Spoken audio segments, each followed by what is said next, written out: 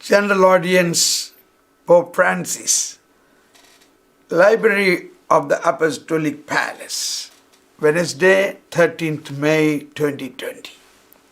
We are reading this from the Holy See website. Second Catechesis on prayer. The prayer of a Christian. Dear brothers and sisters, good morning. Today we take our second step in the journey of catechesis on prayer that we began last week. Prayer belongs to everyone, to men and women of every religion, and probably also to those who profess none. Prayer arises in our innermost self, in that interior place that spiritual authors call heart. Catechism of the Catholic Church, paragraph 2562 and 63. Therefore, it is not something peripheral that prays within us. It is not some secondary and marginal ability that we have, but rather it is our most intimate mystery. It is this mystery that prays.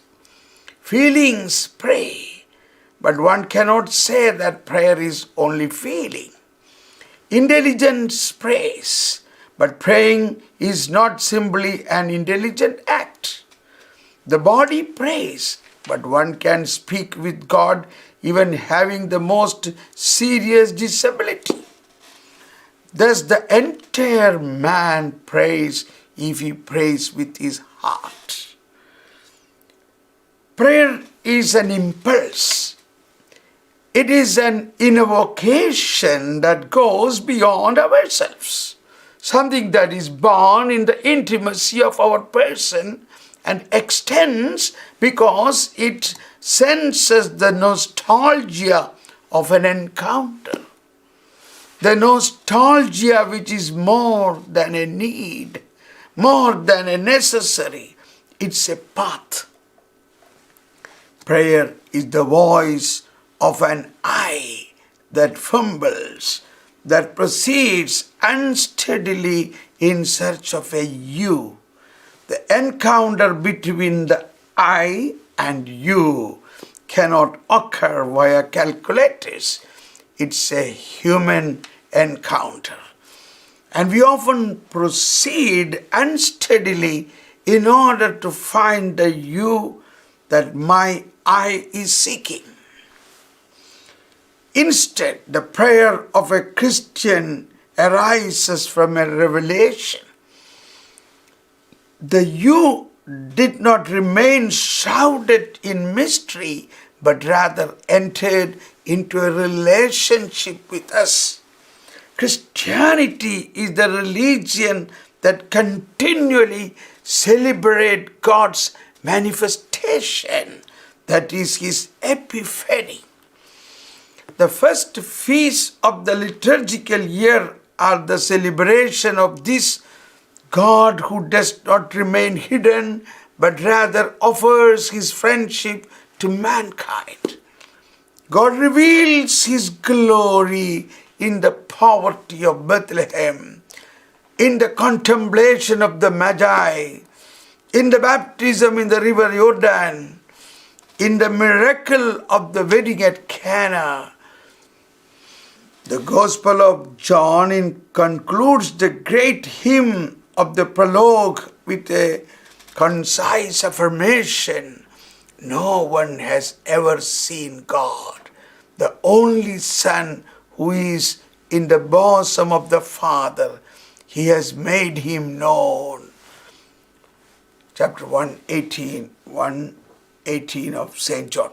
It was Jesus who revealed God to us.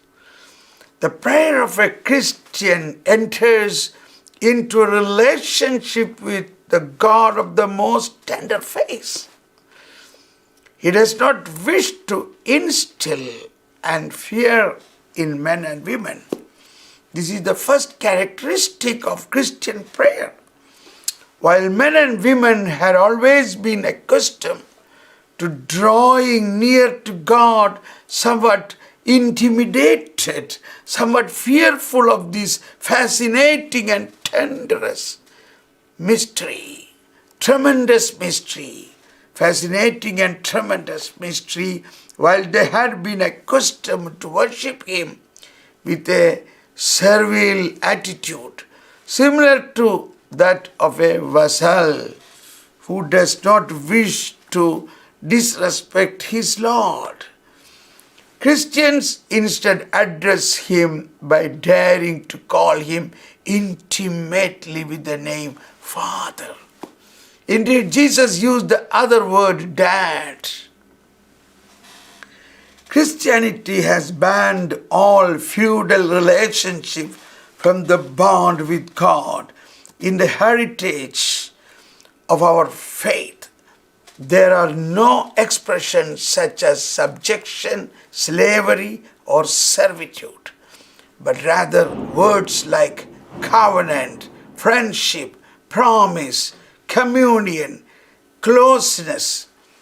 In his long farewell discourse to his disciple, Jesus says this, "No longer do I call you servants. For the servant does not know what his master is doing, but I have called you friends. For all that I have heard from my Father, I have made known to you. You did not choose me, but I chose you and appointed you that you should go and bear fruit, and that your fruit should abide, so that whatever you ask the Father in my name, He may give it to you." John 15:15-16. But this is a blank check. Whatever you ask the Father in my name, I will give to you.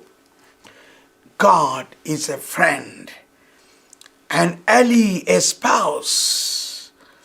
In prayer, one can establish an intimate relationship with Him, so much so that in the Our Father, Jesus taught us to address to Him a series of questions. We can ask God everything, explain everything, recount everything. It does not matter.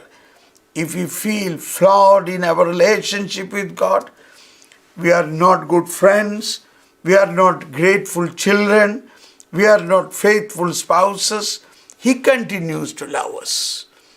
It is what Jesus shows definitively at the Last Supper when He says, "This cup which I poured out for you is the new covenant in my blood."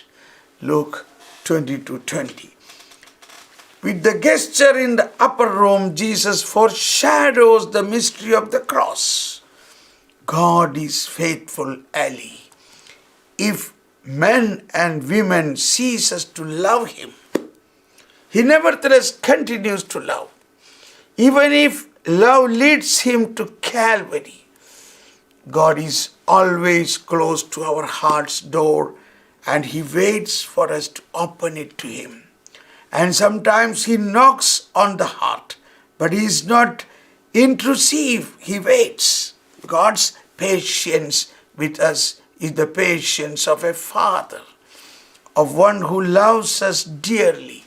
I would say it is the combined patience of a father and a mother, always close to our heart. And when He knocks, He does so with tenderness and with much love.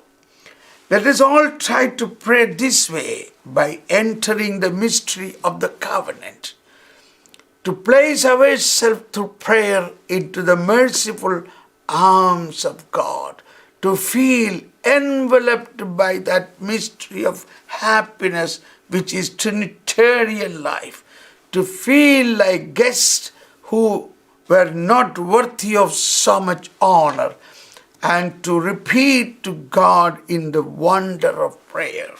How can you know only love? How can you know only love? He does not know hatred.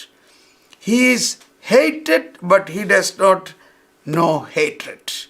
He knows only love. This is the God to whom we pray. This is the incandescent core of all Christian prayer. The God of love, our Father who waits for us and accompanies us. Special greetings. I greet the English-speaking faithful joining us through the media in this Easter season. I invoke upon you and your families the joy and strength that comes from the risen Christ. May God bless you. I offer a special greeting to young people, the elderly, the sick, and newlyweds. Constantly turns to help of Our Lady. In her, we find an attentive and tender mother, a certain refuge in adversity. A certain refuge in adversity. I extend my blessings to all of you.